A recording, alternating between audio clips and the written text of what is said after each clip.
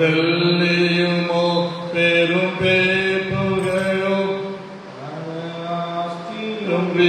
நல்லவோ பொன் வெள்ளியுமோ பெரும் பேப்புகையோ பண ஆஸ்தியும் நல்லவோ பாரலோகத்தின் செல்வமே என்னருள் இயேசுவே போதுவென கனிரே பரலோகத்தின் செல்வமே என்னருள் இயேசுவே போதுவென கனிரே ஆனந்தம் ஆனந்தமே அல்லும் பகலிலும் பாடிடுவே ஆனந்தம் ஆனந்தமே அல்லும் பகலிலும் பாடிடுவே இயேசுவே என்ற நாளுயிரே இயேசுவே என்ற நாளுயிரே. Thank you, Holy Spirit.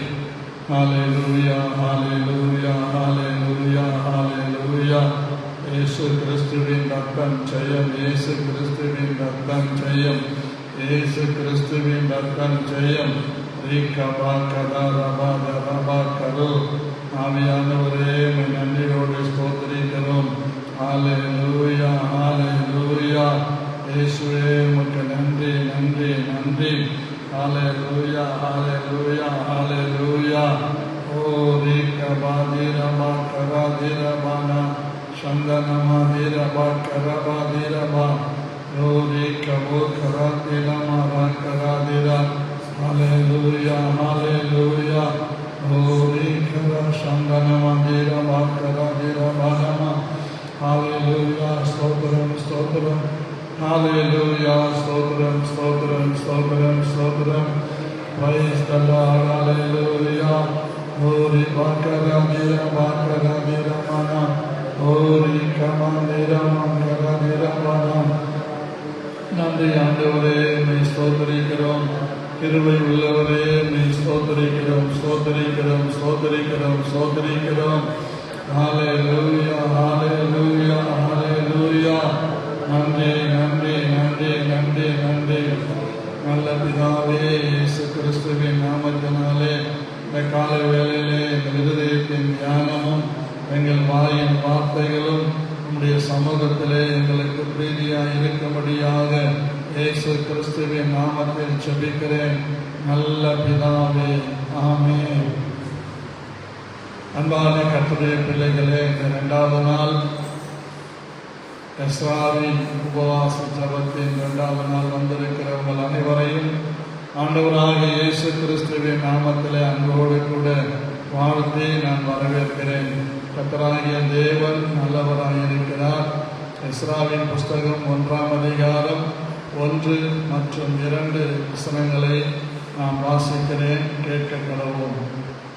எரேமியாவின் வாயினாலே கர்த்தர் சொன்ன வார்த்தை நிறைவேறும்படி பெர்சியாவின் ராஜாவாகிய கோரேசுடைய 1ஆம் வருஷத்திலே கர்த்தர் பெர்சியாவின் ராஜாவாகிய கோரேசின் ஆவியை ஏவினதினாலே அவன் பரலோகத்தின் தேவனாகிய கர்த்தர் பூமியின் ராஜ்யங்களை எல்லாம் எனக்கு தந்தருளி யூதாவில் உள்ள எருசலேமிலே தமக்கு ஆலயத்தை கட்டும்படி எனக்கு கட்டளையிட்டிருக்கிறார் என்று சொல்லப்பட்டிருக்கிறது. அன்பான கர்த்தருடைய பிள்ளைகளே, 70 வருஷங்கள் பாபிலோன் தேசத்தில் அடிமைகளாக இருந்த இஸ்ரவேல் ஜனங்களை கர்த்தர் கோரேஸ் என்கிற பெர்சியாவின் ராஜாவுடைய இருதயத்தை ஏவி அவர் மூலமாய் தேவனுடைய ஆலயத்தை கட்டும்படியாக கர்த்தர் சித்தம் கொண்டிருக்கிறார். ஆமென், அல்லேலூயா. கர்த்தருடைய ஆலயத்தை கட்டும்படியாக எனக்கு கட்டளையிட்டிருக்கிறார் என்று ஒரு புறஜாதி ராஜா இப்படி சொல்லுகிறார். இந்த கட்டளை இட்டிருக்கிறார் என்கிற அந்த வார்த்தை நமக்கு மிக மிக தேவையான ஒரு விசேஷமான வார்த்தை. கர்த்தருக்கு ஸ்தோத்திரம். அல்லேலூயா. வேதத்திலே சொல்லப்பட்டபடி ஏற்கனவே தீர்க்க தரிசனமாய் சொல்லப்பட்டிருக்கிறது. 2 நாளாகமம் 36ஆம் அதிகாரம் 22வது வசனத்திலே எரேமியாவின் வாயினாலே கர்த்தர் சொன்ன வார்த்தை நிறைவேறும்படி பெர்சியாவின் ராஜாவாகிய கோரேசின் ஆவியை ஏவினதினாலே அவன் பரலோகத்தின் தேவனாகிய கர்த்தர் பூமியின் ராஜ்யங்களை எல்லாம் எனக்கு தந்தருளி யூதாவில் உள்ள எருசலேமிலே தமக்கு ஆலயத்தை கட்டும்படி எனக்கு கட்டளையிட்டிருக்கிறார் என்று சொல்லப்பட்ட அந்த தீர்க்க தரிசனம். அது ஏறக்குறைய கிமு 535 536 இந்த நாட்களில் எஸ்ராவை தலைமையிலே எருசலேமிலே கர்த்தருடைய ஆலயத்தை கட்டும்படி கோரேசுக்கு தேவன் கட்டளையிட்டதை நிறைவேற்றும்படி அவளை அனுப்புகிறார். ரொம்ப ரொம்ப முக்கியம். கட்டளை என்பது ரொம்ப முக்கியம். 3 விதங்கள் இருக்கிறது. அதாவது யாரும் சொல்லாம தானா செய்கிறது, அது அன்பு நிமித்தமாய் வருகிறது. 2வது, கடமைக்காவது செய்ய வேண்டுமே என்று செய்வது, அது உக்ரானக்காரனுடைய வேலையாக இருக்கிறது. சில இடங்களில் கட்டளை இட்டாதான். கட்டளை என்பது சாதாரணமான வார்த்தை அல்ல, அதில் அதிகார துணி இருக்குது. அதிகார துணி இருக்குது. மேலதிகாரி கட்டளையிட்டு செய்யாமல் போனால், என் மேலே உங்களுக்கு மரியாதை இல்லையா, என் வார்த்தைக்கு நீங்கள் மதிப்பு கொடுக்க மாட்டீங்களா கேட்பனா? கேட்க மாட்டாங்க. யாருடைய வேலை இது? கம்பெனி வேலை. நான் கட்டளையிட்டால் நீங்கள் செஞ்சுதான் ஆகணும், உங்களுக்கு மேல் அதிகாரம், இப்படி சொல்லுவாங்க. இப்போ நமக்கு ஒரே ஒரு மேல் அதிகாரி பரிசுத்த ஆவியானவர். அவர் சில காரியங்களை நமக்கு கட்டளை இட்டிருக்கிறார் என்றால் அதை நாம் செய்தே ஆக வேண்டியவர்களாக இருக்கிறோம். இப்படிதான் ஆமோஸ் 6ஆம் அதிகாரம் 11வது வசனத்திலே இப்படியாய் சொல்லப்பட்டிருக்கிறது. இதோ கர்த்தர் கட்டளையிட்டிருக்கிறார், பெரிய வீட்டை திறப்புகள் உண்டாக்கவும் சிறிய வீட்டை வெடிப்புகள் உண்டாக்கவும் அடிப்பான். அதாவது இஸ்ரவேல் ஜனங்களுக்கு தேவன் சொன்ன இந்த காரியங்கள் எல்லாம் ரொம்ப ரொம்ப வித்தியாசமாக இருக்கும். இந்த சீயோனிலே நிர்விசாரியாய் இருக்கிறவர்களும் சமாரியாவின் பர்வதத்தை நம்பிக்கொண்டிருக்கிறவர்களுக்கும் சோதிகளின் தலைமை எண்ணப்பட்டு இஸ்ரவேல் வம்சத்தார் தேடுகிறவருமாகிய உங்களுக்கு ஐயோ என்று சொல்லுகிறார். கர்த்தர் ஒரு கட்டளை இட்டு அது செய்யாமல் போகும்போது அதற்கு தேவன் ஐயோ என்று சொல்லுகிறதை நாம் பார்க்கிறோம். அதுதான் நீங்க சொல்றார், கர்த்தர் கட்டளையிட்டு இருக்கிறார். எதுக்கு? உங்க வீட்டுகளை இடிக்கவும் சின்ன வீடுகளை நொறுக்கி போடவும் கட்டளையிட்டு இருக்கிறார். யாரை கொண்டு? எதிரிகளை கொண்டு.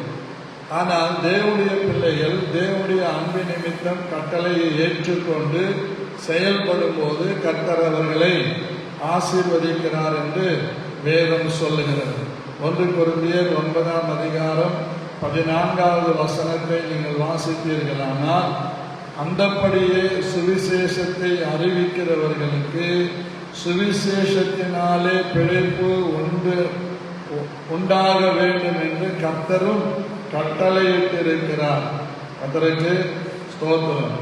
சுவிசேஷகனுக்கு சுவிசேஷத்தினாலே பிழைப்பு உண்டாயிருக்கும் என்று யார் சொல்லியிருக்கிறார்? கர்த்தர் கட்டளையிட்டிருக்கிறார். இப்படி அவருடைய கட்டளைகளையும் அவருடைய கற்பனைகளையும் நாம் கைக்கொள்ளுவது நமக்கு மிகவும் ஆசீர்வாதமான ஒன்று. பிரியமான கர்த்தருடைய பிள்ளைகளே, அவருடைய கட்டளைகள் பாரமானவைகளும் அல்ல. அவருடைய கட்டளைகள் கடுமையானவைகளும் அல்ல. அவர் நம்முடைய பிள்ளைகளுக்கு கொடுத்திருக்கிற கட்டளைகள் எல்லாமே ஏற்புடையான, அதாவது நாம் 10 commandments என்று நாம் சொல்லுகிறோம். அதாவது 10 கட்டளைகள். இந்த 10 கட்டளைகள்ல முதல்ல சொல்றாரு, என்னை அன்றி உங்களுக்கு வேறே தேவர்கள் உண்டாயிருக்க வேண்டாம்.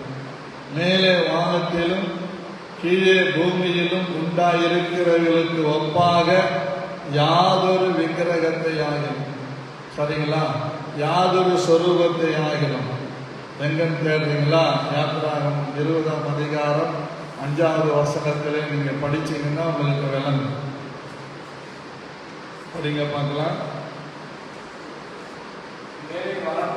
மேலே வானத்திலும் கீழே பூமியிலும் பூமிக்கு கீழ் தண்ணீரிலும் உண்டாயிருக்கிறவைகளுக்கு ஒப்பான ஒரு சொரூபத்தை ஆகிலும் யாதொரு விக்கிரகத்தை ஆகிலும் நீ உனக்கு உண்டாக்க வேண்டாம். இது கட்டளை. யாருடைய கட்டளை? தேவன் மோசேயின் மூலமாக நமக்கு கொடுக்கிற கட்டளை.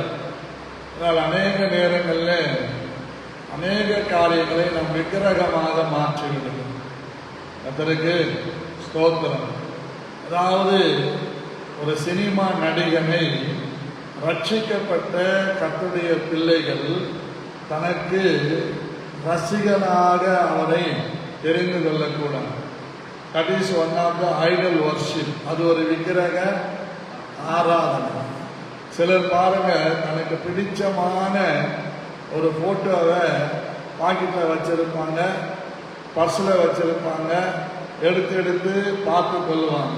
அது விக்கிரக ஆராதனை. தேவனுடைய பிள்ளைகளுக்கு கொடுக்கப்பட்ட கட்டளை என்ன? என்னை அன்றி உங்களுக்கு வேறு தேவர்கள் உண்டாயிருக்க வேண்டும். மேலே வானத்தில் கீழே பூமியில் தண்ணீரில் உண்டாயிருக்கிறவைகளுக்கு ஒப்பான ஒரு சொரூபத்தை ஆகிலும். நம்ம சர்ச்சில் எங்கேயாவது ஒரு சொரூபமாவது வச்சிருக்கிறோமா? எங்க வீட்டில் வச்சிருக்கிறேன்னா இல்லை. எனக்கு சில இடங்களில் போனால் சிலர் பாராட்டி சீல்டெல்லாம் கொடுப்பாங்க. அதையெல்லாம் ஒரு நடு வீட்டில் ஒரு டேபிள் போட்டு அது மேலே வச்சிருக்கேன்னா எல்லாம் ஓரங்கட்டி வச்சிருக்கிறோம். ஏன்னா அவைகள் நமக்கு தெய்வங்கள் அல்ல. நம்முடைய தேவன் யார்? வார்த்தையாய் இருக்கிறார். நம்முடைய தேவன் யார்? பேசுகிறவராய் இருக்கிறார். நம்முடைய தேவன் யார்? உணர்த்துகிறவராய் இருக்கிறார். நம்முடைய தேவன் மரணத்தை ஜெயித்தவர், உயிரோடு இருக்கிறவர். இந்த தேவனுடைய பெயர்ல எதையும் நாம் வைத்திருக்க கூடாது. அதற்கு ஸ்தோத்திரம். இன்னைக்கு தான் நான் நேற்று சாயங்காலம் தான் பார்த்தேன், நம்ம உபவாச கூட்டத்தினுடைய வால் போஸ்ட்ல சிலுவை வச்சிருக்கிறாங்க. அதை நான் விரும்புறதே இல்லை. அதற்கு ஸ்தோத்திரம். அதை பார்த்து நம்ம என்ன பண்ணணும்? மாற்றிக்கொள்ளணும். இயேசு கிறிஸ்து சிலுவையில் இல்லை. சிலுவை என்பது ஒரு கொலை மரம். தேச துரோகிகளை தூக்கிட்ட கொலை மரம். இயேசு கிறிஸ்துவுக்கு தான் ஆணிகள்ல கடாவினார்கள், கையில காலில். மற்றவர்களை கட்டி விட்டுருவார்கள். அவங்க அப்படியே தண்ணி இல்லாமல் சோறு இல்லாமல் பல நாள் கத்தி கத்தி கத்தி உயிரை விட்டுருவாங்க. அந்த மரத்திலே இயேசு சிலுவையிலே ஆணிகளால் அடையப்பட்டார். வேத வசனத்தின்படி நிறைவேறுகிறது. அந்த சிலுவையை நம்ம வச்சுக்கிட்டு கழுத்தில் தொண்டை விட்டுக்கிட்டு சரியா நம்ம இஷ்டத்துக்கு நம்ம அதை செஞ்சோம் அப்படின்னா அதில் நமக்கு ஒரு பிரயோஜனமும் இல்லை. அதற்கு மகிமை உண்டாகட்டும். அப்போ சர்ச்சு மேலே வச்சிருக்கிறீங்களே அப்படின்னு கேட்டால், இங்கே சர்ச்சு இருக்குதுன்னு தெரியறதுக்காக நம்ம நாட்டினுடைய நிலவரத்தை பார்த்து அதை வச்சிருக்கு. இங்கே ஒரு சர்ச்சு இருக்குதுன்னு மக்களுக்கு புரிந்து கொள்வதற்காக, அதை ஜனங்கள் ஆராதிப்பதற்காக அல்ல. கர்த்தருக்கு ஸ்தோத்திரம். ஆகவே நாம் கர்த்தருடைய கட்டளைகளை வீணாக்க கூடாது. அப்போ நிறைய பேர் சொல்லுவாங்க, பாஸ்டருக்கெல்லாம் காணிக்கை எதுக்கு? ஆனா இங்க வேதம் என்ன சொல்லுது? சுவிசேஷகனுக்கு சுவிசேஷத்தினால என்ன இருக்குதான்? பிழைப்பு உண்டு. கர்த்தருக்கு. அதனால இது தேவனுடைய கட்டளை. கொடுத்தாலும் ஸ்தோத்திரம், கொடுக்கலன்னாலும் ஸ்தோத்திரம். ஆனா கட்டளை இட்டு இருக்கிறார். அப்படின்னா கட்டளைன்னா கண்டிப்பா செய்தே ஆக வேண்டும் என்று சொல்லி இருக்கிறார். இதை நம்ம நல்லா புரிஞ்சு கொள்ளணும். இன்னைக்கு நிறைய யூடியூபர்ஸ் நிறைய பேசுறாங்க. சில டிவியில பார்த்தீங்கன்னா நிகழ்ச்சிகள்லாம் இப்படிப்பட்டவங்க என்ன செய்யறாங்கன்னா, கீழே அவங்க அக்கௌண்ட் நம்பர்லாம் அனுப்புறாங்க. இதுக்கு அனுப்புங்க, தொடர்ந்து நிகழ்ச்சி நடக்கணும்னா. அப்போ நிகழ்ச்சி நடக்கணும்னா என்ன தேவை? பணம் தேவை.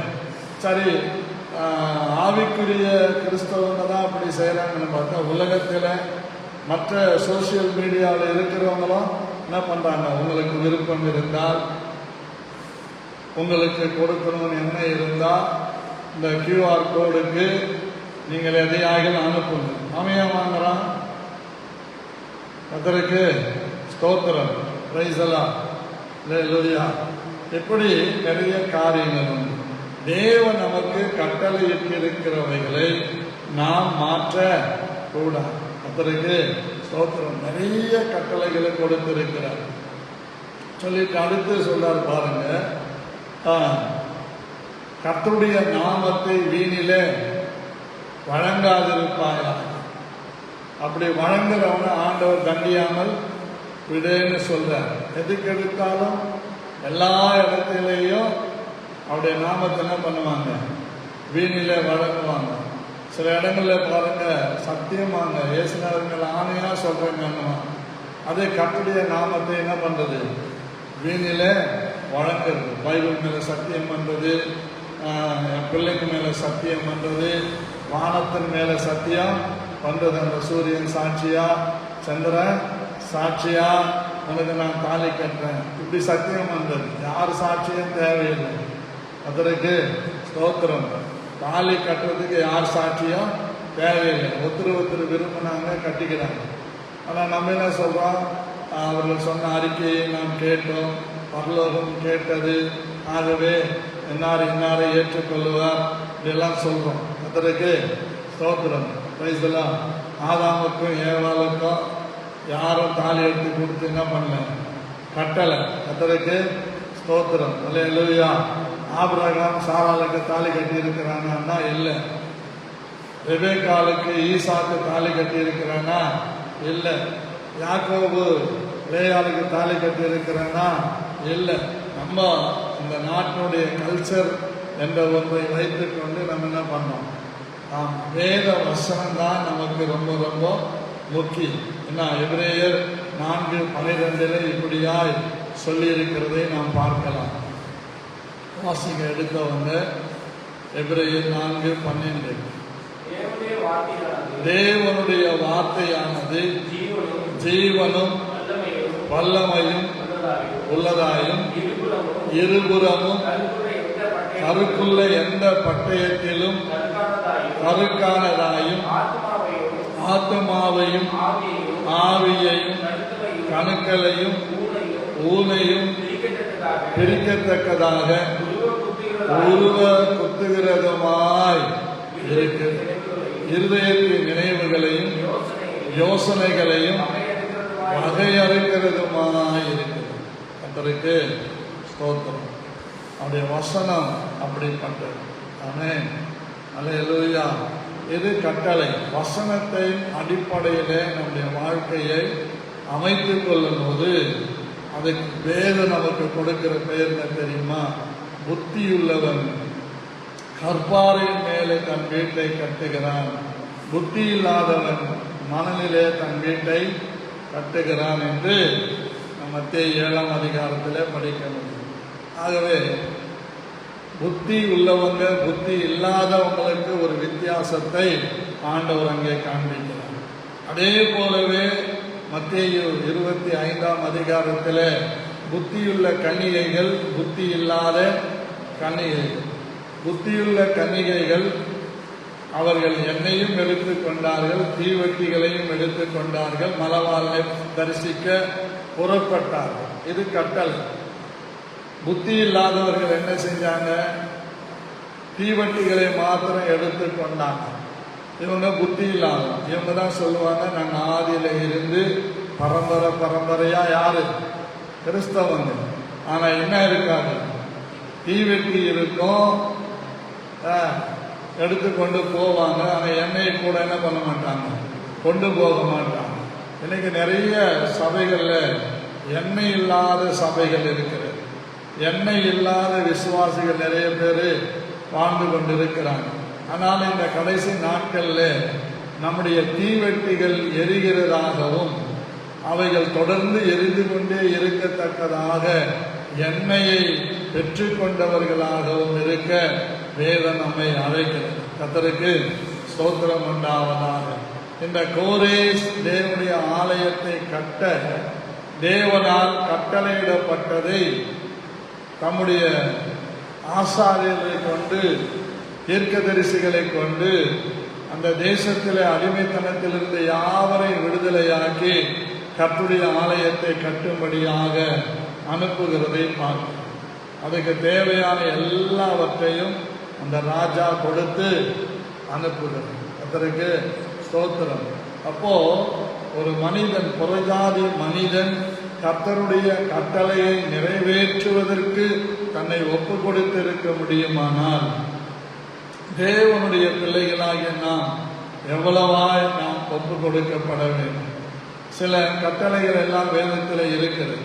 மத்தேயு எழுதின சுவிசேஷம் 28ஆம் அதிகாரம் 19, 20 நாம் வாசிக்கும் போது அங்கே 18, 19, 20 வாசிக்கலாம்.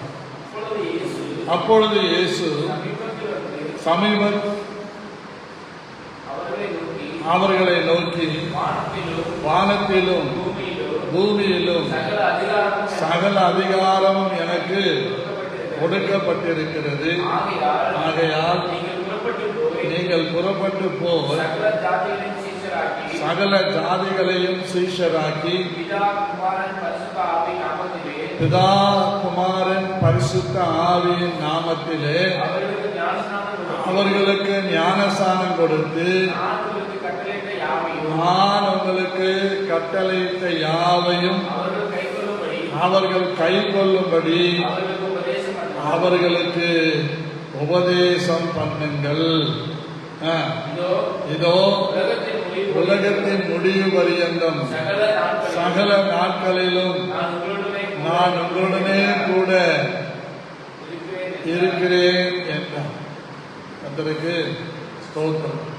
இயேசு கிறிஸ்து நம்மை பின்பற்றின சீஷர்களை அழைத்து கொண்டு போகிறார். அவர்கள் மலையின் மேலே இயேசு நிற்கிறார். இவர்கள் அருகிலே இருக்கிறார்கள். அவர் சொல்லுகிறார், வானத்திலும் பூமியிலும் சகல அதிகாரமும் எனக்கு கொடுக்கப்பட்டிருக்கிறது. ஆகையால் நீங்கள் புறப்பட்டு போய் சகல ஜாதிகளையும் சீஷராக்கி பிதா குமாரன் பரிசுத்த ஆவியின் நாமத்தினாலே அவர்களுக்கு ஞானஸ்நானம் கொடுங்கள் என்று சொல்லுகிறதை பார்க்கிறோம். அப்போ இந்த கட்டளையை நாம் எத்தனை பேர் நிறைவேற்றி இருக்கிறோம்? எத்தனை பேர் நிறைவேற்றி இருக்கிறோம்? எத்தனை பேர் ஞானஸ்நானத்துக்குள்ள நடத்தி இருக்கிறோம்? எத்தனை பேர் ரட்சிப்புக்குள்ள நடத்தி இருக்கிறாங்க? ஹலோ, ரட்சிக்கப்பட்டு எத்தனை வருஷம் ஆகுது?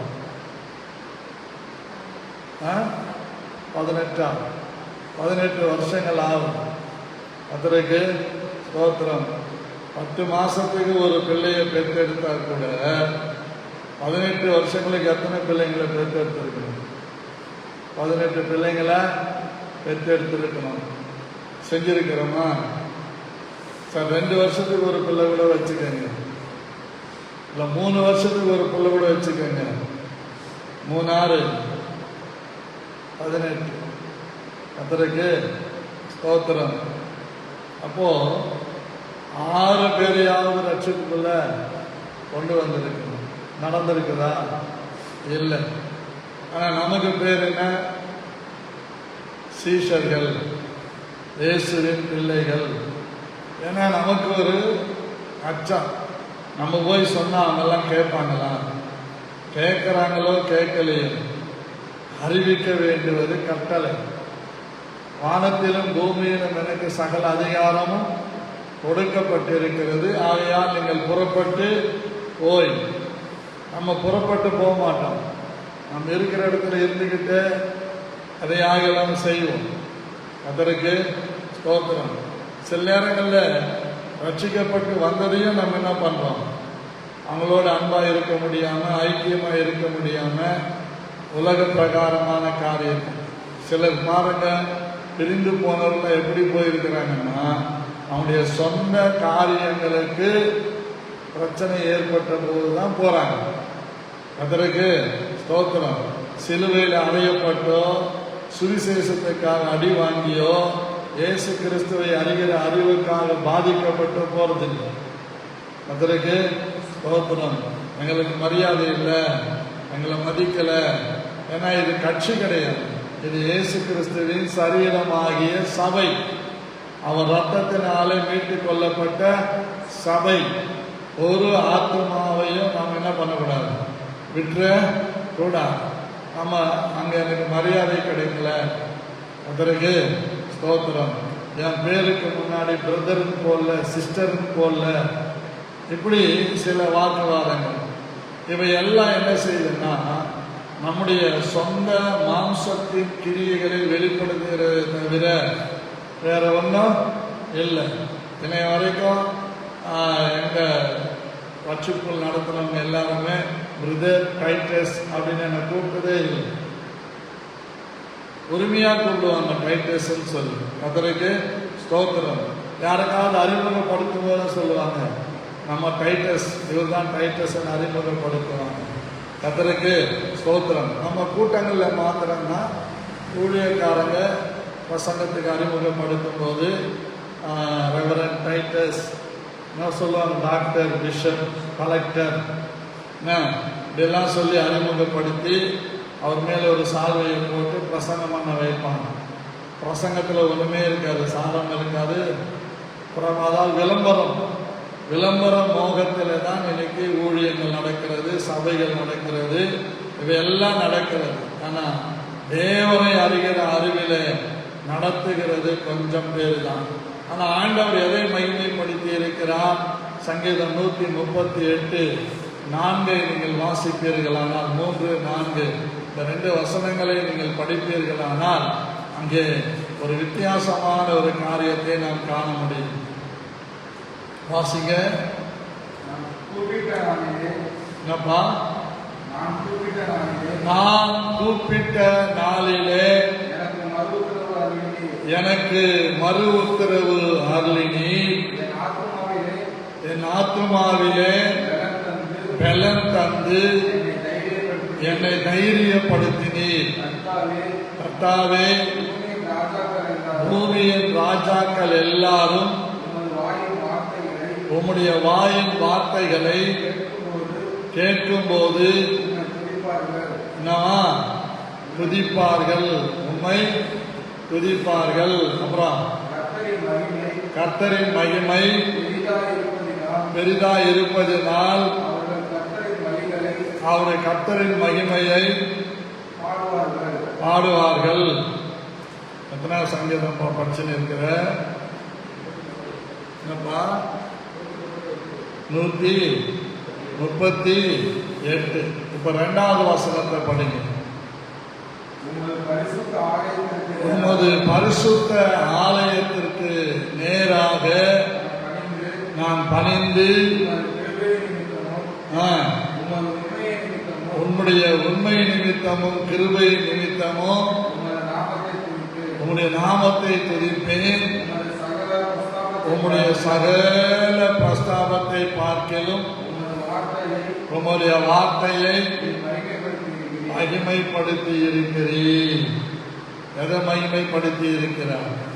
வார்த்தையை மகிமைப்படுத்தி இருக்கிறார். சகல பிரஸ்தாபத்தை பார்க்கலாம். நம்ம பேரை மகிமைப்படுத்தல, எதை மகிமைப்படுத்தி இருக்கிறார்? ஆமாம், ஆதியில வார்த்தை இருந்தது, அந்த வார்த்தை தேவனாய் இருந்தது, அந்த வார்த்தை தேவனிடத்தில் இருந்தது, அது இருளிலே பிரகாசிக்கிறது. கர்த்தருக்கு ஸ்தோத்திரம். அல்லேலூயா. அந்த வார்த்தை மாம்சமாகி கிருபையினாலும் சத்தியத்தினாலும் நிறைந்தவராய் நமக்குள்ளே வாசம் பண்ணினார். அப்போ நமக்கு ஆண்டவர் நிறைய கட்டளைகளை கொடுத்திருக்கிறார். இயேசு கிறிஸ்து சீஷர்களுக்கு கொடுத்த முதல் கட்டளை என்ன கட்டளை? உலகம் எங்கும் போய் சகல ஜாதிகளையும் சீஷராக்கி பிதா குமாரன் பரிசுத்த ஆவியின் நாமத்தினாலே அவர்களுக்கு ஞானஸ்நானம் கொடுத்து நான் உங்களுக்கு கட்டளையிட்டு சொன்ன யாவையும் அவர்கள் கை கொள்ளும்படி அவர்களுக்கு உபதேசம் பண்ணுங்கள். அவர்கள் காதிலே வாங்கி மறு காதிலே விட்டுவிடும்படிக்கு உபதேசம் பண்ணுங்கள் அப்படின்னு சொல்லுங்க. அதற்கு ஸ்தோத்திரம். இந்த கட்டளைகள்லாம் செய்ய வேண்டியது யாருடைய வேலை? நம்முடைய வேலை. அப்போ நமக்கு ஒரு ஆத்ம பாரம் வேண்டும். அப்படி அந்த சீஷர்களிலே ஒருவர் தான் நம்ம இந்தியாவுக்கு வந்த தோமா, செயின்ட் தாமஸ். அந்த மலை மேல போய் பார்த்தீங்கன்னா அவருடைய கல்லறையை நீங்க பார்க்கலாம். அவர் அங்க இருக்கிற ஆலயத்தை நீங்க பார்க்கலாம். இப்படிதான் நடந்தது. இந்த செயின்ட் தாமஸ் தான் கேரளாவிலே ஒரு இடத்துல அவருடைய ஒரு சமுத்திரத்திலிருந்து தண்ணியை மேலே எடுத்து வீசும்போது அந்த தண்ணி மேலே நின்றுச்சுன்னா, நீங்க தண்ணி மேலே எடுத்து வீசுங்க, இந்த தண்ணி மேலே அப்படியே நிற்கணும், அப்பதான் உங்க தெய்வ சக்தி. நானும் தண்ணியை எடுத்து வீசுறேன், தண்ணி நின்றுச்சேன்னா நான் சொல்றேன் இயேசு தெய்வம் அப்படின்னு ஒரு சவாலா நின்று அப்படி எல்லாரும் தண்ணிய அந்த நம்பூதிரிகள் எல்லாம் எடுத்து பிராமணர்கள் மேல அள்ளி அள்ளி வீசுறாங்க. தண்ணி எங்க வந்துருக்கு? ஆமா, தோமா மாத்திரம் தண்ணி எடுத்து அள்ளி வீசினார், அது அப்படியே நிற்கிறது. இது வரலாறு, இது வரலாறு, கட்டுக்கதை இல்லை. கர்த்தருக்கு ஸ்தோத்திரம். இப்படி நிறைய காரியங்கள் சொல்ல முடியும். இப்படி அநேக ஆண்டுடைய நாமத்தின் மகிமைக்காக சுவிசேஷத்திற்காக ஜீவனை கொடுத்தவர்கள் இருக்கிறார்கள். அல்லேலூயா.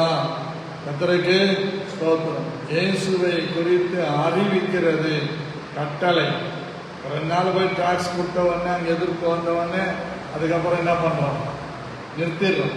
கர்த்தருக்கு ஸ்தோத்திரம். சரி, நம்முடைய ஆவிக்குரிய வாழ்க்கையில நாம் சுவிசேஷத்தை அறிவிக்கணும். நம்மோடு பேசுகிற, பழகுகிற, நம்மை ஏற்றுக்கொண்டு மதிக்கிற, நம்மை விருந்து வீட்டுக்கு அழைக்கிற அவர்களுக்கு நாம் என்ன செய்யணும்? சுவிசேஷத்தை அறிவிக்கணும். இயேசு சுகம் கொடுக்கிறார் என்று நிறைய பேருக்கு தெரியும். நம்ம சாம் பிரதர் வீட்டு பக்கத்தில் ஒரு பையனுக்கு காய்ச்சல் வந்ததுனால அவனுடைய சிம்டம்ஸ் எல்லாம் மாறின. உடனே அவரு ஃபோன் பண்ணி பாஸ்டர்கிட்ட கொண்டு போய் ஜெபம் பண்ணிக்கிட்டு வா. சாம் அந்த பையனை கூட்டிக்கிட்டு வந்தான். நான் ஜெபம் பண்ணேன், கட்டுகள் எல்லாம் உடைச்சி விடுதலை ஆக்கினேன். பிறகு அந்த பிரதருக்கு சொன்னேன், ஜுரத்தினாலே உடைய மகனுடைய நரம்புகள் பாதிக்கப்பட்டிருக்கிறது, அது மறுபடியும் ஸ்ட்ரென்தன் பண்ணுறதுக்கு சிறுமுறைக்கு போகிற நரம்பு ரத்த ஓட்டத்தை தடை செய்யப்பட்டிருக்கிறது, ஸ்லோவாக வேலை செய்து, அதனால தான் பேதையா கதை நிற்கிறான், அப்படி பார்க்குறான். அதனால ஒன்றும் பிரச்சனை இல்லை, தைரியமாக இருங்கன்னு சொல்லி சொன்னேன். கர்த்தர் சாயங்காலம் வீட்டுக்கு கூட்டிகிட்டு போனோடனே அவருடைய நிலைகள் மாறின. ஜெபம் ஒரு மனுஷனை மாற்றுகிறது. எந்த ஒரு அனுபவத்தை வைத்து மற்றவர்களை ஆண்டவரிடத்தில் கொண்டு வருவதற்கு நம்ம சுவிசேஷத்தை அறிவிக்கணும். நம்ம சுவிசேஷ கிரியை செய்யணும்னா முதல்ல நம்ம இருக்கிற இடத்துல, நம்ம வீட்டில், நம்முடைய பிள்ளைகளுக்கு எதிராக நம்மை பார்க்கிறவர்கள் எல்லாரும் ஆச்சரியப்படும்படியான ஒரு நடைமுறையான ஒரு கிறிஸ்துவ வாழ்வை நாம் வாழ்ந்து காட்ட வேண்டியது நம்மேல் விழுந்த கட்டளையாய் இருக்கிறது. அதற்கு ஸ்தோத்திரம். எனக்கு தெரிஞ்ச 2 பேர் ஒரு மளிகை கடையில் நின்றுக்கிட்டு இருந்தாங்க. மோர் இல்லை, இப்போ முன்ன மோர் இருக்கு. அந்த மோர் கடையில் நிற்கிறாங்க. எனக்கு தெரிஞ்சவங்க, அது அட்ரஸு டேட் எல்லாம் கேட்காதீங்க. அங்கேயே புருஷன் பொண்டாட்டி 2 பேர் என்ன பண்ணுறாங்க, சண்டை போட்டுக்கிட்டு இருக்கிறாங்க. அங்கே வல்லத்தில் இருக்கிற செக்கினா சபைக்கு போகிற ஒரு பிள்ளை அங்கே வேலை செஞ்சுக்கிட்டு இருந்தான். அங்கே போய் அவள் சொல்கிறான் அவன்கிட்ட, என்னங்க அக்கா, என்னங்கண்ணா, ஏசப்பா பிள்ளைங்க இந்த சின்ன சின்ன காரியத்துக்கெல்லாம் சண்டை போட்டுக்கிறீங்களே அப்படின்னு சொல்கிறாங்க. அந்த பிள்ளை அந்த சண்டை போட்டுருந்த சகோதரி சொன்னான், இவர் என் பேச்சே கேட்க மாட்டேன்றாரு, வேறு என்ன பண்ணுறது, இது வேண்டாமா இது வேணுங்கிறார். இப்படி அங்கேயே சண்டை. கர்த்தருக்கு ஸ்தோத்திரம். அப்படியே வாங்காமையே வந்துட்டு இருக்கிறாங்க. ஒரு பொருள் கூட என்ன பண்ணல, வாங்காமையே வந்துட்டாங்க. நான் போனப்போ நான் அப்போ தான் உள்ள நுழையிறேன். நம்ம வேகமாக போவோமா வெளியே போகிறாங்க. அந்த அந்த சிஸ்டர்கிட்ட கேட்க, ஏமா அவங்க வாங்கலை, ஏதோ போகாமல் போகிறாங்க. அது என்ன பாஸ்டர் சொல்கிறது, கிட்டத்தட்ட ஒரு 20 நிமிஷமாக சண்டை போட்டுக்கிறாங்க ஏதோ ஒன்று வாங்கிறதுக்கு. கடைசியில் எதுவுமே வாங்காமல் வெளியே போயிட்டாங்க. நான் இப்படி கூட சொன்னேன் பாஸ்டர், அந்த பிள்ளை சொல்லு. நம்முடைய சாட்சி ரொம்ப ரொம்ப முக்கியம். நாம் வாழ்கிற இடத்துல அக்கம் பக்கத்தில் நம்முடைய சாட்சி, அதுதான் சுவிசேஷம். போதனையின்றி ஜனங்கள் ரட்சிக்கப்பட வேண்டும். ஏசாயா தீர்க்க தரிசன புத்தகத்தில் 45ஆம் அதிகாரத்தில் 24வது வசனம் இப்படி சொல்லுகிறது, கட்டடத்தில் மாத்திரம் நீதியும் வல்லமையும் உண்டென்று அவனவன் சொல்லி அவரிடத்தில் வந்து சேருவான். அவருக்கு விரோதமாய் எரிச்சல் கொண்டிருக்கிற யாவரும் வெட்கப்படுவார்கள். இஸ்ரவேலின் சந்ததியாகிய யாவரும் கர்த்தருக்குள் நீதிமான்களாக்கப்பட்டு மேன்மை பாராட்டுவார். அதற்கு ஸ்தோத்திரம். நீங்கள் வீட்டில் சண்டை போட்டால் பிள்ளைங்க ஸ்கூலில் போய் சொல்லுவாங்க, மிஸ் எங்கள் டேடி மம்மி எப்போ பார்த்தாலும் சண்டை போட்டுக்கிறாங்க மிஸ். சொல்லுமா சொல்லாதா? கண்டிப்பாக சொல்லும். ஆகவே நம்ம சாட்சி ரொம்ப முக்கியம். அக்கம் பக்கத்தில் நம்ம சாட்சி ரொம்ப முக்கியம். சாட்சியாக இருக்க முடியுமான்னா கண்டிப்பாக இருக்க முடியும். எப்போ நம்ம செபிச்சு வேதம் வாசித்து நம்முடைய பிழைகளை உணர்ந்து நாம் வாழும்போது நிச்சயமாகவே நாம் ஆண்டவருடைய கட்டளைகளை நிறைவேற்றுகிறவர்களாக இருக்கிறோம். அல்லேலூயா, அல்லேலூயா. கர்த்தருக்கு மகிமை உண்டாவதாக. இன்னைக்கு நம்ம ஜெபிக்க போகிற ஜப குறிப்பு. ஒருத்தர் ஜெபிச்சு முடித்தவனே மைக்கில் ஜபம் பண்ணிட்டு மைக்ரோஃபோனில் அடுத்தவங்க ஜெபிக்கிறவங்கிட்ட அதை கொடுங்க. ஒருவேளை வாட்ஸ்அப் குழுவில் ஜெபிக்கிறீங்கன்னா நீங்கள் ஜெபிக்கலாம். இன்னைக்கு நமக்கு தேவை, இந்த கோரேஸ் ராஜா கர்த்தருடைய கட்டளையை நிறைவேற்றுகிறது போல நாமும் தேவன் நமக்கு கொடுத்திருக்கிற எல்லா கட்டளைகளையும் நிறைவேற்றுகிறவர்களாக நம்முடைய குடும்ப தலைவர்களுக்கும் தலைவிகளுக்கும் வாலிபர்களுக்கும் இளம் வாலிபர்களுக்கும் கொடுக்க வேண்டும். எல்லா சபைகளில் இருக்கிற குடும்பங்களும் கர்த்தருடைய கட்டளைகளை ஏற்றுக்கொண்டு நடந்து சாட்சிகளாக மாற வேண்டும். இந்த ஒரு காரியத்திற்காக நம்ம ஜெபிக்க போகிறோம். யார் ஜெபிக்க போறீங்க? ஸ்தோத்திரிக்கிற ஆண்டவரே, நன்றி செலுத்துகிறோம் ஐயா. அந்த காரியங்களில் சமூகத்தில் ஜெபிக்கிறோம் சொல்லுகிறோம். வார்த்தையின்படி ஆண்டவரே, எங்களுக்கு அநேக கட்டளைகளை கொடுத்திருக்கிறீங்க. ரட்சிக்கப்பட்டிருக்கிற நாங்கள் கழுவப்பட்டு பாவமன்னிப்பை பெற்றிருக்கிற நாங்கள் கட்டளைகளை தொடர்ந்து கைகொள்ளும்படியான கிருபை தரும்படியாக ஜெபிக்கிறோம். இந்த கட்டளைகளை நாங்கள் அறிந்திருக்கிறோம். நேர வழியிலே அதை செய்ய தவறு இருக்கிறோம். ஆனால் அந்த ஒரு விஷயங்களை மன்னித்தாண்டவரே, எங்கள் சபையாராய் நாங்கள் அன்றைய இன்னுமாய் வார்த்தையினாலே எங்களை ரத்தத்தினாலே கழுவப்பட்டு சுத்திகரிக்கப்பட்ட அன்றைய இந்த பூமியில் இருக்கிற ஒவ்வொரு பரிசுத்தவான்களும் உடைய வார்த்தைகள் கட்டளைகளை கை கொண்டதை உதவி செய்கிறார்கள். அதை தொடர்ந்து கைப்பிடிக்கிறதை உதவி செய்யும்படியாக ஜெபிக்கிறோம். ஆண்டவரே, அநேகருக்கு சாட்சியாக நிறுத்ததை உதவி செய்யும்படியாக ஜெபிக்கிறோம். அப்பா, உடைய கட்டளைகளை கைக்கொள்கிற நாங்கள் அநேகருக்கு சாட்சியாக நிற்க செய்யப்படும் கிருபைக்காக நமக்கு நன்றி.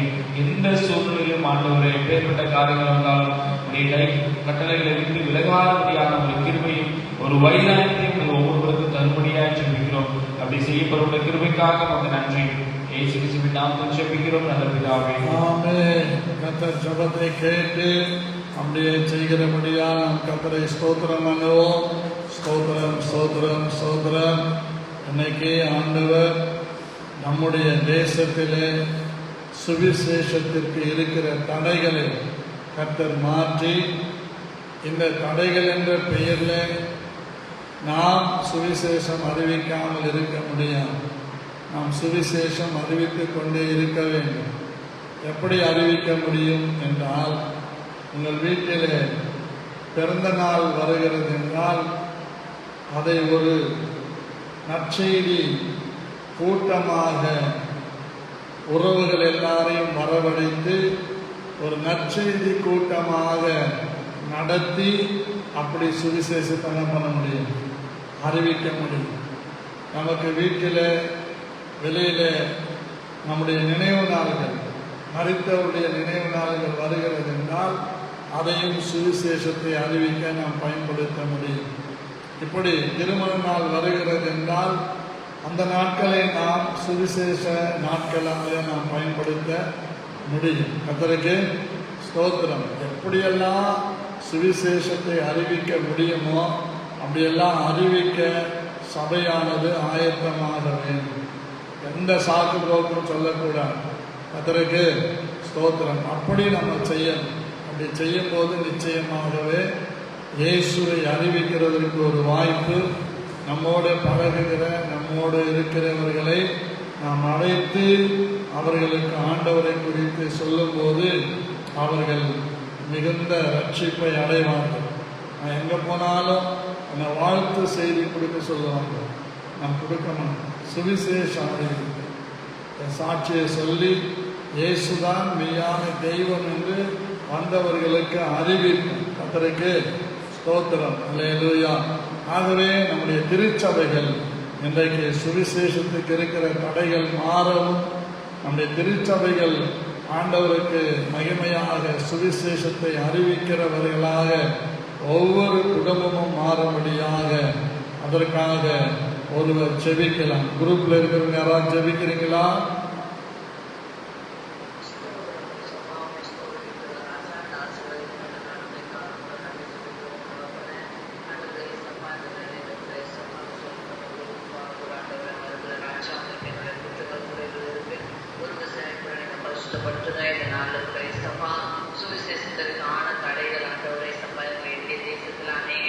காணப்படுகிறது ராஜா.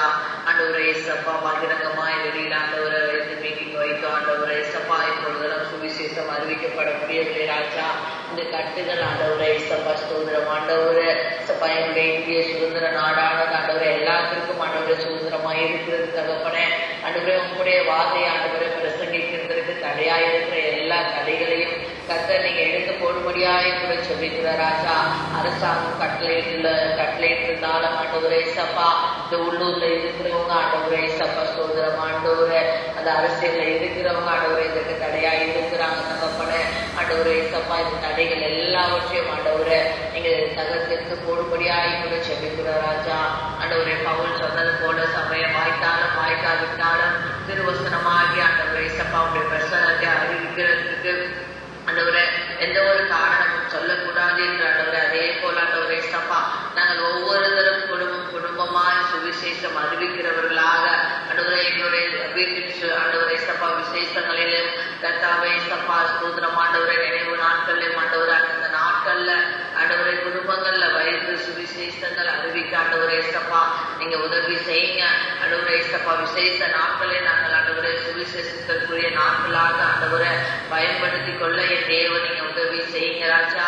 அதற்கான ஆண்டவரே இயேசப்பா ஒவ்வொருத்தரும் ஆண்டவரே குடும்ப தலைவர்கள் தலைவிகள் ஆண்டவரே இயேசப்பா இந்த காரியங்கள் ஆண்டவரே எங்களுடைய வீட்டுல வைங்க என்று சொல்லத்தக்கதாய் கர்த்தர் ஆண்டவரே தேவன் நீங்க உதவி செய்யுங்க. எப்படி ஆண்டவரே இயேசப்பா அந்த வெள்ளி காசு காணாமல் போகும்போது ஆண்டவரை கண்டுபிடிக்கப்பட்ட ஆண்டவரை அயல் வீட்டுக்காரர்கிட்ட சொல்லி ஆண்டவரை மிகுந்த சந்தோஷம் அடைகிறது போல ஆண்டவரை எங்களுடைய ரட்சிப்பை ஆண்டவரை அயல் வீட்டுக்காரவங்க எந்த வீட்டுக்காரவங்களுக்கெல்லாம் ஆண்டவரை சொல்லத்தக்கதாய் என் தேவன் நீங்க உதவி செய்யுங்க. அதற்கு ஆண்டவரை கூச்சமோ அவங்க என்ன நினைப்பாங்களோ என்று நினைக்காதபடி படிக்கு கர்த்தருடைய வருகை ஆண்டவரே மிகவும் சமீபமாய் இருக்கிறது. இந்த நாட்கள்ல ஆண்டவரே நாங்கள் ஆண்டவரே சுகமோகமாக இருக்காத படிக்கு ஆண்டவரே உங்களுடைய வசனமாகிய திருவசனத்தை பிரசங்கிக்க என் தேவனுக்கு உதவி செய்யுங்க.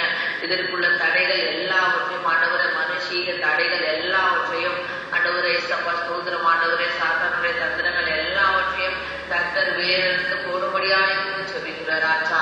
இந்த நாட்கள தடைகளை நீங்கி ஆண்டவரே இயேசப்பா ஸ்தோத்திரம் ஆண்டவரே தேவன் ஆண்டவரே நீங்க உதவி செய்ததற்காக உங்களுக்கு நன்றி செலுத்துகிறோம். இயேசுவின் மூலம் சொல்லிக்கிற நல்ல பிதாவே ஆமென். கர்த்தர் ஜெபத்தை கேட்டு அப்படியே செய்தபடியால் நாம் கர்த்தரை ஸ்தோத்திரம் பண்ணுவோம். ஸ்தோத்திரம் ஸ்தோத்திரம் ஸ்தோத்திரம் ஸ்தோத்திரம் ஸ்தோத்திரம்.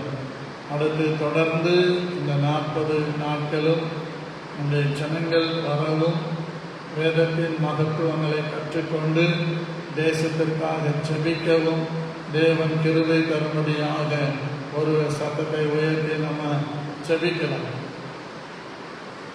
யார் ஜெபிக்க போறோம்? ஸ்தோத்திரம் ஸ்தோத்திரம் ஆண்டவரே. இந்த காலை வேலை பார்க்க வேண்டி ஸ்தோத்திரம் தகப்பனே. 40 நாள் உபவாசமானதாண்டவரே ஆத்மா ஆண்டவரே நல்ல ஒரு எச்சி அடைந்து ஆண்டவரே உங்களுடைய பரலோகத்துல உள்ளத்துக்கு நுழைவதற்காகவே நாங்கள் தகுதிப்படுத்திக் கொள்ள வேண்டும் அப்பா. அந்த உணர்வோட ஒவ்வொரு பிள்ளைகளும் ஆண்டவரே விசுவாசிகளும் தக்கதான திருவையை பாராட்ட வேண்டுமாய் ஜெபிக்கிறோம் ஆண்டவரே. அவங்களுக்கு எந்த விதமான காரியங்கள் இருந்தாலும் ஆண்டவரே நீர் அவங்க மனத்துல பேசி தகப்பனே ஆத்மா ஆதாயத்துக்காக வேண்டி அவங்களுடைய ஆத்மாவுடைய ஆதாரத்துக்காக வேண்டிய ஜெபத்துல கலந்து கொள்ளணுன்ற ஒரு ஆண்டவரை ஆர்வத்தை தர வேண்டுமாய் ஜெபிக்கிறோம். ஆண்டவரே சத்திரவாதம் செய்கிற எல்லா தடைகளையும் இயேசுவின் நாமத்தால் நீங்க எடுத்து போடுவீராங்க ராஜா. தலைமுறை கரெக்டாக பிளான் பண்ணி ஆண்டவரே இந்த ஜெபத்துக்கு வரவும் எல்லாரும் ஆண்டவரை பலன் பணியுடைய தேவை பாராட்ட வேண்டுமாய் ஜெபிக்கிறோம். இந்த பைபிள் சரியாக இருக்க எடுத்து கொண்டிருக்கிறார்கள் ஆண்டவரே. அதனுடைய கருத்து ஆண்டவரை உருவாங்கி எல்லாரும் அறிந்து கொள்ளவும் அதனால தேசத்துக்காக வேண்டி ஜெபிக்கலாம் என்ற ஆர்வம் ஒருவருக்கும் வரத்தக்கதான கிருபையை பாராட்டுங்க. இந்த தேசமாக சூட்சமாக இருக்கணும்னா அந்த ஆண்டவரை அந்த சாப்பிட நடக்கும் போது ஒவ்வொரு காரியங்களும் நாங்கள் அறிந்து கொண்டு அதன் பேசுகிறாண்டவரே நாங்கள் இந்திய தேசத்துக்காக வேண்டி ஜெபிக்க கிருபையை பாராட்டுவீராக. அப்படியே செய்ய போகிற ஒரு விசுவாசியோடு கூட இடைப்பட வேண்டுமா ஜெபிக்கிறோம் ஆண்டவரே. ஆவியானவர் தாமே எல்லா கிரியைகளையும் செய்து ஆண்டவரே தேவ மகிமைக்கென்று ஆண்டவரே விசுவாசிகள் ஆத்மா ஆதாயத்துக்காக வேண்டி ஆத்மா பாரத்துக்காக வேண்டி ஆண்டவரை எல்லாரும் செலுத்தத்தக்கதான கிருபையை பாராட்டுக. எல்லா காரியங்களையும் பொருட்படுத்தி நடக்கும் புதிய ஜன மகிமை யாவற்றும் முகே செலுத்துகிறோம். இயேசுவின் மூலம் ஜெபம் கேளும் நல்ல பிதாவே. கர்த்தர் ஜெபத்தை கேட்டு அப்படியே செய்தபடியால் நம் கர்த்தரை ஸ்தோத்திரம் பண்ணுவோம். சோதரன் சோதரன் சோதரன் சோதரன் சோதரன். அடுத்தபடியாக நம்முடைய தேசத்தின் சமாதானத்திற்காக தேசத்தின் பொருளாதார வளர்ச்சிக்காக வாலிபர்களுக்கு படித்து விட்டு இருக்கிறவர்களுக்கு நல்ல வேலை வாய்ப்புகள் உருவாக்கத்தக்கதாக நம்முடைய சபைகளில் கூட படித்திருக்கிற பிள்ளைகளுக்கு தக்க வேலைகள் கிடைத்து அவர்களுக்கு நல்ல வருமானங்கள் இருந்தால் அவர்கள் நாமத்துக்கு மகிமையாக வாழ்வார்கள். ஆகவே இந்த கிருபை கத்த தரும்படியாக இதற்காக ஒருவர் செபிக்கலாம். சத்தத்தை உயர்த்தி யார் ஜெபிக்க போறார்?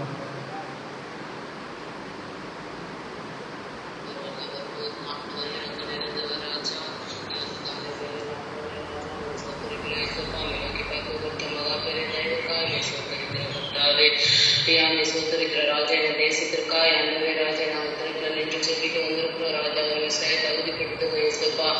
என் தேசத்தில் ஆண்டவரே ராஜா சோதரிக்கிற கர்த்தாவே நல்ல ஒரு சமாதானத்தை ஆண்டவரே ராஜா நீங்க கொடுக்கும்படியாய் செபிக்கிற இயேசுப்பா. ஏன் நாங்கள் ஆண்டவரே ராஜா சோதரிக்கிற தியானிக்கிறது போல ஆண்டவரே ராஜா என் புரேசின் ஆகிய ஆண்டவரே ராஜா நீங்க எப்படி ஆண்டவரே இயேசுப்பா ஏவனீங்களோ அப்படியா எங்கள் தேசத்துல இருக்கிற ஒவ்வொரு தலைவர்களே நீங்க ஆண்டவரே ராஜா என் தேசத்துல சமாதானத்தை நீங்க தரும்படியா அவர்களுக்குள்ள ஒரு ஏவர்களை நீங்க உண்டு பண்ணும்படியா நாங்கள் சொல்லிக்கிறோம் கர்த்தாவே. யாமை சொத்திருக்கிற ராஜா நல்ல ஒரு சமாதானத்தை நல்ல ஒரு ஐக்கியத்தை ஆண்டவரே ராஜா யாமை சொத்திருக்கிற ஆவியானவரை நீங்க தரும்படியா நாங்கள் சொல்லிக்கிறோம் இயேசப்பா. ஆவியானவரே சொத்திருக்கிற ராஜா நல்ல ஒரு பொருளாதார வளர்ச்சி ஆண்டவரே ராஜா என் தேசத்துல நீங்க உண்டு பண்ணி தரும்படியா நாங்கள் சொல்லிக்கிறோம் இயேசப்பா. காமை சோதரிக்கிற ஆவியானவரே யாமை துதிக்கிற ராஜா பறித்துட்டு ஆண்டவரே ராஜா இருக்கிற ஒவ்வொரு பிள்ளைகளையும் ஒரு கரத்துல நாங்கள் கொடுத்து ஜெபிக்கிறோம் இயேசுப்பா. எங்கள் பிள்ளைகளுக்கு ஆண்டவரே ராஜா நல்ல ஒரு வேலைகளை நீங்க கொடுக்கும்படியாக ஜெபிக்கிறோம். ஆவியானவரே படிப்புக்கு ஏற்ற நல்ல ஒரு வேலையை நீங்க கொடுப்பீராக. அதற்கான நல்ல ஒரு ஊதியத்தை நீங்க கொடுக்கும்படியாக நாங்கள் ஜெபிக்கிறோம். ஆவியானவரே எங்கோ வேலைகள் இருந்து ஆண்டவரே ராஜா அம்மை சொத்துரைக்கிற இயேசுப்பா. யாமை சொத்துரைக்கிற ராஜா ஏழை எளிய ஜனங்கள் படித்துட்டு ஆண்டவரே ராஜா யாமை சொத்துரைக்கிற கம்பெனிகள்ல வந்து ஆண்டவரே ராஜா எவ்வளோ பிள்ளைகள் ஆண்டவரே ராஜா வேலை செய்து கொண்டு இருக்கிறாங்கப்பா. யாமை சொத்துரைக்கிற கர்த்தாவே ஒவ்வொரு பிள்ளைகள் படித்த படிப்புக்கு ஏற்ற நல்ல ஒரு வேலையை ஆண்டவரே ராஜா நீங்க கட்டளையின்படியாக ஜெபிக்கிறோம். அதற்கு ஆண்டவரே ராஜா அம்மை சொத்துரைக்கிற ஆண்டவரே ராஜா என் பொறுப்பாக இருக்கிற ஒவ்வொரு கரத்தை நாங்கள் கொடுத்து ஜெபிக்கிற ஆண்டவரே அவருக்குள்ள ஒரு உணர்வினை தருவீராக.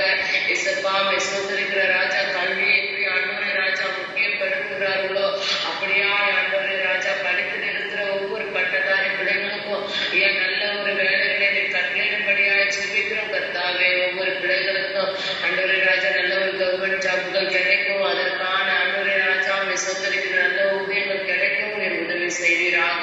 பெரிய காரியங்களை செய்ய நாம மகிமைப்படட்டும். இயேசு கிறிஸ்து நல்ல நாமத்தினால் ஜெபிக்க நடப்பியாவே. ஆமென். ஜபத்தை கேட்டு அப்படியே செய்தபடியால் நாம் கர்த்தரை ஸ்தோத்திரம் பண்ணுவோம். ஸ்தோத்திரம் ஸ்தோத்திரம் ஸ்தோத்திரம் ஸ்தோத்திரம். இந்த நாளில் ஆந்திராவிலே நம்முடைய பாஸ்டர் ஏனோக் அவர்களுடைய சர்ச்சு பிரதிஷ்டை அடியேன் அவருக்காய் புறப்பட்டு போகிறேன். கிங்ஸ்லி தான் என்னை கொண்டு போகிறாரு. அங்கே ஆண்டவர் மகிமையான காரியங்களை செய்யணும். அதே சமயத்தில் சாயங்காலம் கூட்டத்திற்கு அடிமை திரும்ப வந்துடுவேன். கண்டிப்பாக நான் இருப்பேன். அதற்காக நம்ம எல்லாரும் கர்த்தரை ஸ்தோத்திரம் எல்லாம் சோதரம் சோதரம் சோதரம் சோதரம். நம்முடைய சர்ச்சனுடைய உள்வேலைகள் அதாவது இன்டீரியல் ஒர்க்கெல்லாம் நிறைவேற்றி முடிக்கப்பட வேண்டும். அதற்காக நாம் கர்த்தரை ஸ்தோத்திரம் எல்லாம் சோதரம் சோதரம் சோதரம். சபைகளுக்கு இடம் இருந்து கட்ட முடியாமல் சங்கடப்படுகிறவர்களுக்கு அரசாங்கமே முன் வந்து கட்டி கொடுக்கத்தக்கதான மாற்றங்களை செய்யும்படி நாம் கர்த்தரை ஸ்தோத்திரம் எல்லாம் சோதரம் சோதரம் சோதரம். கிராமங்களில் இருக்கிற சபைகள் வலுப்பெற்று பலனடைந்து நாளுக்கு நாள் வளர கர்த்தர் கிரியை செய்யும்படியாக நாம் கர்த்தரை ஸ்தோத்திரம் எல்லாம் சோதரம் சோதரம் சோதரம். நம்முடைய சபையில் இருக்கிற ஒவ்வொரு குடும்பங்களையும் பேர் பேராய் கர்த்தர் ஆசீர்வதித்து ஒவ்வொரு குடும்பங்களையும் நல்ல நிலையிலே கொண்டு வரும்படி நாம் கர்த்தரை ஸ்தோத்திரம் எல்லாம் சோதரம் சோதரம் சோதரம். நல்ல ஜபத்தில் பங்கு கொண்ட ஒவ்வொருவரையும் பேர் பேராக கர்த்தர் ஆசீர்வதிக்கும்படி நாம் கர்த்தரை ஸ்தோத்திரம் எல்லாம் சோதரம் சோதரம் சோதரம். சேர்ந்து சொல்லுவோம். என் ஆத்துமாவே கர்த்தரை ஸ்தோத்திரி, என் முழு உள்ளமே பரிசுத்த நாமத்தை ஸ்தோத்திரி. என் ஆத்துமாவே கர்த்தரை ஸ்தோத்திரி, கர்த்தர் செய்த சகல உபகாரங்களையும் மறவாதே.